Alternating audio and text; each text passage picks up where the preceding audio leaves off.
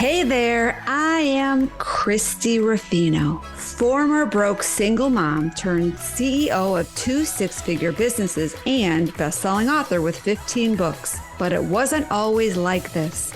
Not long ago, I was a hot mess. Yes, I did a lot of things right, but mostly I was throwing spaghetti on the wall to see what would stick. Fast forward past many failed attempts and a few incredible victories, I not only get to share what I've learned along the way, I get to bring together top influencers as they share their empowering stories, insider secrets, and valuable resources that can be used right now to step into your power. So, if you're an ambitious entrepreneur, or possibly one in the making, and you're looking to create a business and life that lights you up, well then you're in the right place.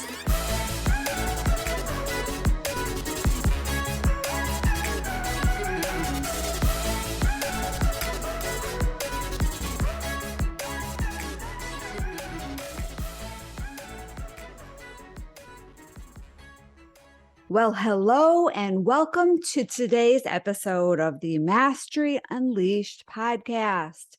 I am Christie Ruffino, the host of the show, and today we are getting like a double dose treat because last week I brought you Michael Neeley and he shared about all things podcast, and specifically he was talking about how to launch your own show and make sure that it's successful and make sure you have everything aligned perfectly so you attract the right audience. And today we are doing part 2 of the series, and we're going to take all of the wisdom that he shared and go further with it and talk about how you can monetize your show and how you can get clients from your show and how you can use your show and grow it to the point that it becomes a very successful business tool for you. And as an entrepreneur, as a business owner, we have to learn what are differentiators, what makes us unique, what makes us different than our competition. And for me, I believe the key piece of that is learning your story, determining your mess that has become your big message in the world, and share it with everybody you can so the right people realize you are the one that can help them solve the problem that they are facing right now. And many entrepreneurs speak from stages. Many entrepreneurs write a book. Many entrepreneurs go on social media, and many entrepreneurs host a podcast show so they can serve their audience and use their show to build rapport and connect with people. And Michael is an expert at that, and he shared so much great wisdom on the last episode. And he shared so much wisdom when I interviewed him that I just thought we have to break this into 2 sessions because there's so much juicy information. So stay tuned because I am going to be right back and we're going to dive into part 2 of a 2-part series featuring Michael Neeley on how to master and monetize your podcast show. So hang tight. We'll be right back. Do you want to activate your story in business? Would you like to follow Christie Ruffino's step-by-step process to leverage your story and get more clients and make more money? Well, you're in luck, my friend, because after years of development, Christie is holding a virtual 2-hour workshop to walk you through the same system she has used with hundreds of her clients. People who now have 7-figure businesses, speak internationally, and are making a massive impact in the world through the power of their story. By registering and showing up for her Story Activation Clinic, you will walk away with a signature story that will change the course of your business, your life, and most importantly, the lives of so many others. Plus, by taking action today, you get Christie's Story Brand Bio Template to further clarify your message and enhance your brand. Visit www.activatemystory.com for event details and to register. Welcome back, everybody. This is Christie Ruffino and Michael Neeley, and we are talking all things podcast. Hello, welcome, Michael. Hello, Christy. Thank you so much for having me on your show. I'm just really enjoying the conversation we had last week, and I'm excited to continue it today. Yeah, so if you missed that show, just backtrack a little bit in whatever platform you listen to your podcast, and we covered everything related to the idea of your podcast and launching it successfully. And today we're going to focus on growth and monetization. And I want to start by mentioning your program because you have this amazing program that I have been fortunate to be a part of. I joined it after I already had my show. And I learned a lot about growth. And it is called the 02 Launch Podcast Accelerator. And there are things that I didn't even know. And I still have a list of things that I wrote down that I haven't even done yet. So let's focus on first growth, and then we're going to maybe jump into monetization. Love it. So I'll say this, one of the biggest challenges in the podcasting space is audience growth. It's one thing to, jump into the scene, get your podcast launched, and you're going to have a certain number of people who are going to hang out. But then that's it. Unless you're physically like going out there promoting it and doing some other activity to continue to grow it, you're going to flatline pretty quickly. And so audience growth tactics are important. And I teach a bunch of them in the course, as you mentioned. I teach actually 20 plus audience growth hacks that you can do that don't cost you any money, but can be super effective at helping you to grow that audience base and continue to build a successful show. Perfect. So can you share one of them? Oh, I'll be happy to share even more than one, but I will great. say this. Okay. So there's one that I think that is effective, but it may be dwindling now in its effectiveness. And I'll tell you why. So that is having guests on your show, doing an interview-based show. And the reason I think it's effective, we'll do that first, is that every guest that you bring on your show, the hope is that they're going to share it with their audience, and that then that audience will tune in to hear them being interviewed by you. And a certain element of that audience will stick around. They'll follow your show, become a subscriber, and you've just now grown your audience. And one of the things when I started podcasting back in 2014, I went with a 7-day-a-week show format. So the more interviews you do, it becomes exponential. You just create that multiple factor in there. So I was doing Monday through Friday were interviews. And so I was interviewing 5 people each and every week. So if those 5 people are each one out there sharing that episode, my audience will grow much faster. And that worked very effectively for me at the time. Now, I do think it's dwindling for a couple of reasons. Number one is podcast guesting is becoming this huge thing. It's not unusual for me now to talk to somebody who says, oh yeah, I've been on 100 podcasts in the last year. Well, guess what? If you've been on 100 podcasts in the last year, I don't want you on my show, because your audience, even if you were to email your list and say, hey, listen to my interview with Michael Neeley, guess what? They've heard you already 100 freaking times this year. They're not going to tune in again. You've burnt that audience out too much. Okay. So it's not as impactful as it once was. And so I think it has slowed down that as a growth tactic. It still works, but just make sure that if you're going to go that route, that you're bringing in fresh guests who maybe haven't been on hundreds of other podcasts, and bringing guests who are willing to share it and promote the heck out of it, because that will make the difference in you growing your audience. So that would be number one. Okay. That's a good tip.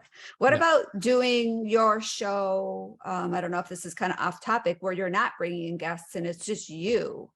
Is that like, how are we, like, I've always had guests and I'll do Yeah. one that's just myself occasionally, but I kind of looked at the guests as a resource to help me build my audience. But if Yeah, you have a show exactly. where it's just, the Christie show, how are you able to grow without that support? Yeah. Yeah. It's a great question. And, being friends of mine and Krista's, Krista and I just started a podcast called Mornings with Michael and Krista. And it is a relationship advice-based show. We don't interview guests. It's just us having our morning coffee, talking about different relationship-based subjects. And so we have to employ different techniques to grow it. So another one that I think is super important is social media. To be sure that you're posting in groups, get in groups in social media, especially let's just use Facebook because probably most people are familiar with it, and get in a group in Facebook that has your target audience. So for us, we're looking to pinpoint what are some relationship groups that we can become a part of, and then find out if they're okay with us doing an occasional post about, hey, we just did an episode on this. Right. So that's a way to do it, to get yourself in front of the right people through social media. A very effective way. One of my favorites, though, I'm going to share this one because this one is one that people go, oh my God, it's guerrilla marketing, but it works. And that is this. And for people who are watching this maybe on video, you can see this is a bookmark shaped card. Okay. Yep. So you can get printed for yourself a bookmark shaped card with your podcast logo on it, the QR code directing them to where, typically I would put a QR code directing them to Apple, where they could just scan that and takes them right to listen in Apple Podcasts, and put a little descriptor on the card that says, hey, if you're enjoying this book, you're going to love this podcast. Okay. So get a bunch of those cards printed. Now go to your favorite bookstore. As a matter of fact, go to every bookstore. Go to the books that are related to your topic. So in our case, we would go to the relationship section. We would pull out a book on relationships. We would scroll through it and we would slip a card in and put it back on the shelf. And we would do that for every single book in the relationship section.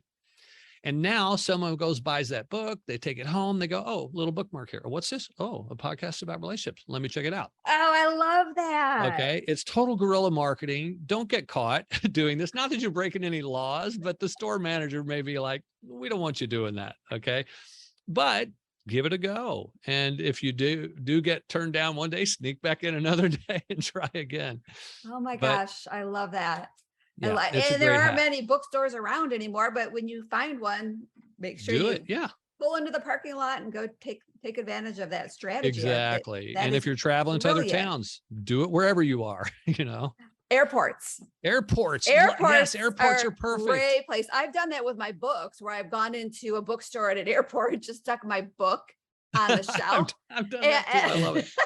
And somebody probably either, the person that worked there is like, where did this come from? Or somebody took it to the cash register and not figure out how to pay for it. Yeah. This is not coming up. The SKU in this book's not working. Yeah. Oh, well, or doctor's offices. So you could do the same thing with your bookmarks at doctor's offices. Absolutely. And just kind of leave them there.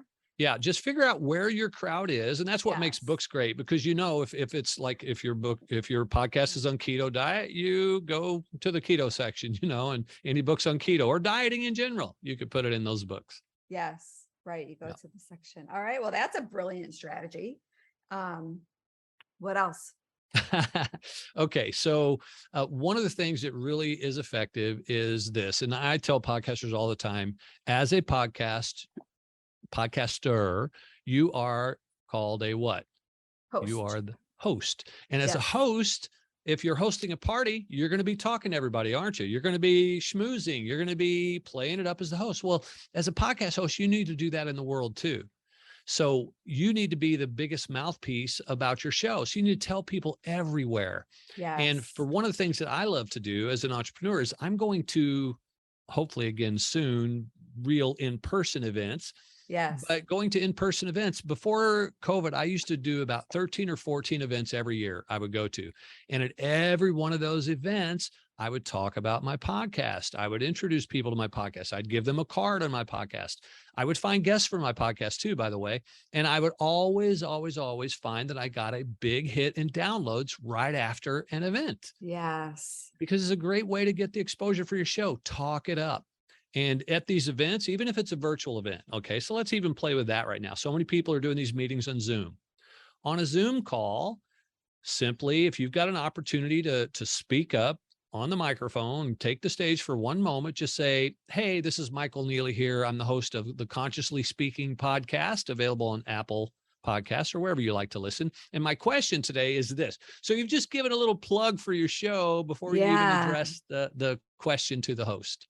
And you can do a backdrop, right, of Absolutely. your show, like what you have with your podcasters at sea. Look at that. I love it.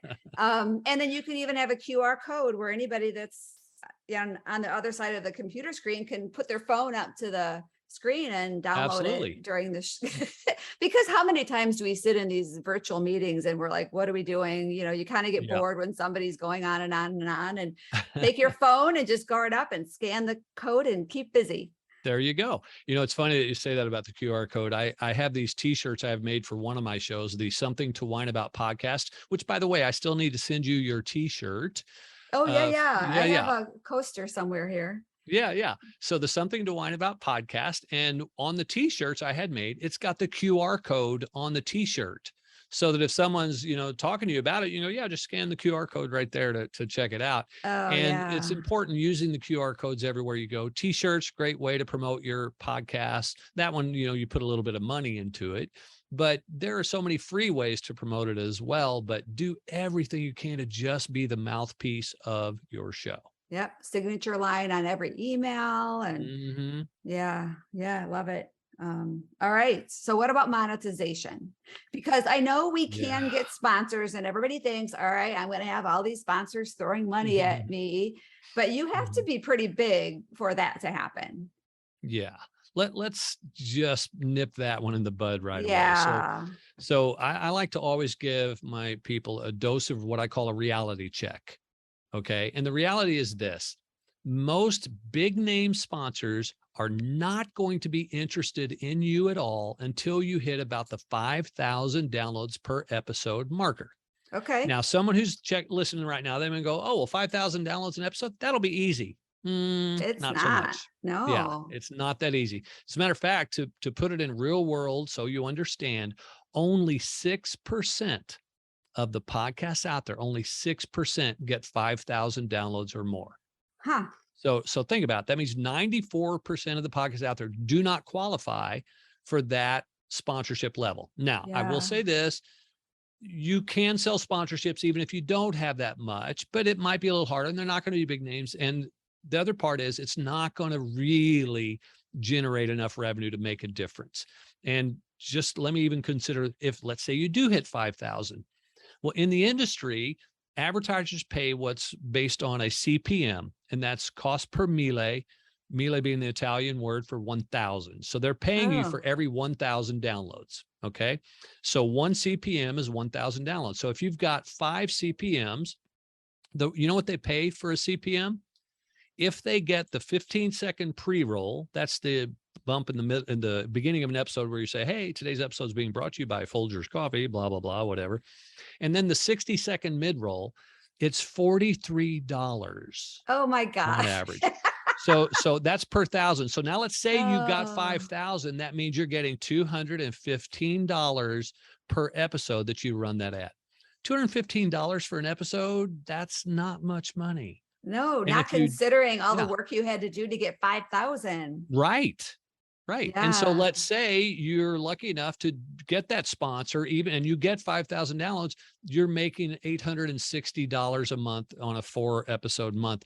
$860 a month, that's barely enough to keep your lights on. Yeah. Kind of a deal. So if you really want to make money, there are other ways to monetize. Sponsorship is not the best way. And so I like to nip that in the bud for people right away. Say, don't even put that on the table. Let's consider the other ways that are more viable for you. Mhm.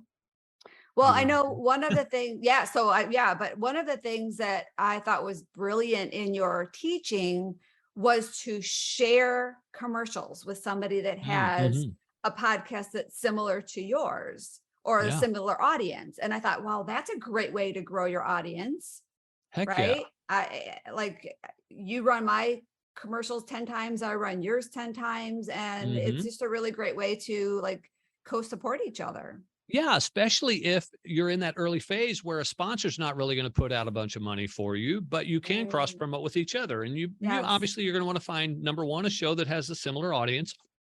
And number two, a show that has a similar size of audience. So, if your Right. show's getting 1,000 downloads and theirs is only getting 100 downloads, well, you might want to balance it out. They might have to promote 10 times to your one to get a Right. little balance there. And it But makes your you show can do it. look more professional because now you've got this commercial in there. Exactly. Yeah. Exactly. And the other part of that, Christy, and I love that you said that, because when you're running commercials, other people who hear your show will start to think, oh, I wonder what it would take to have a commercial on her show.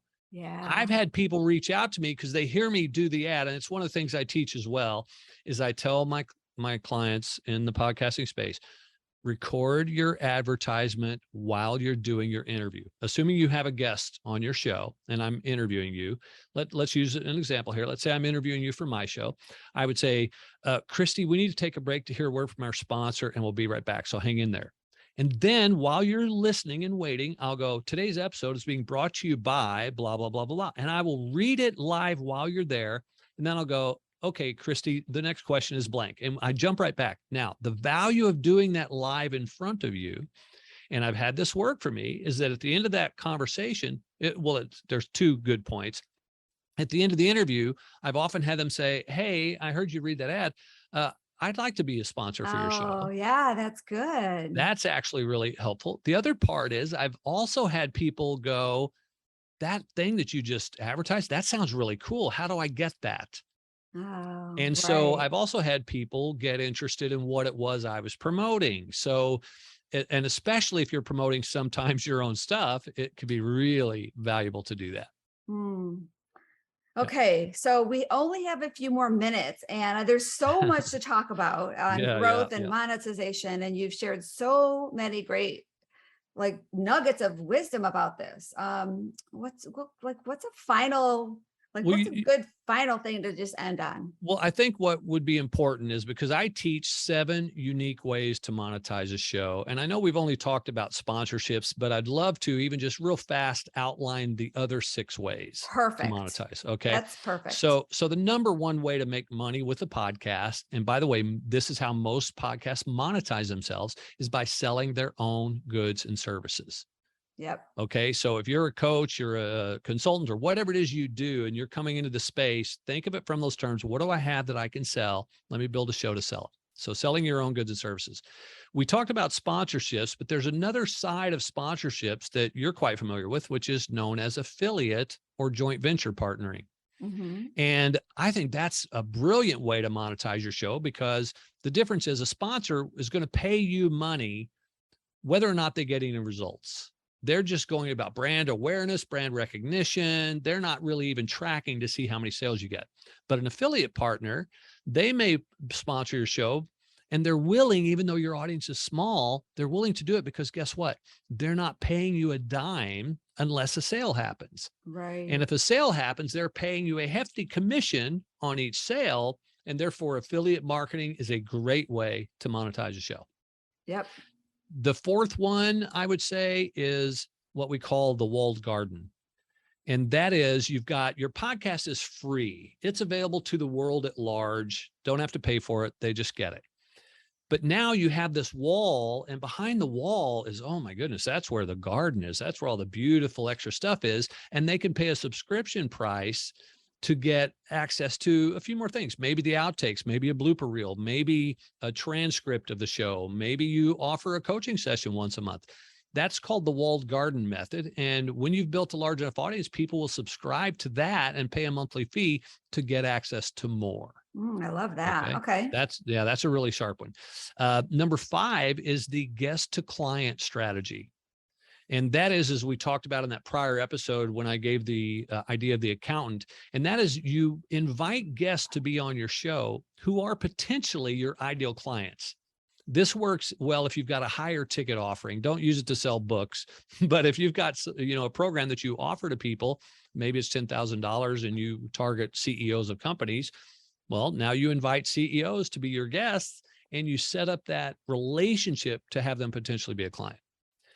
The last two I absolutely love because these are available whether, one of them at least is available even if you have a very small audience. And that is, we talked a little bit about my show, Something to Whine About.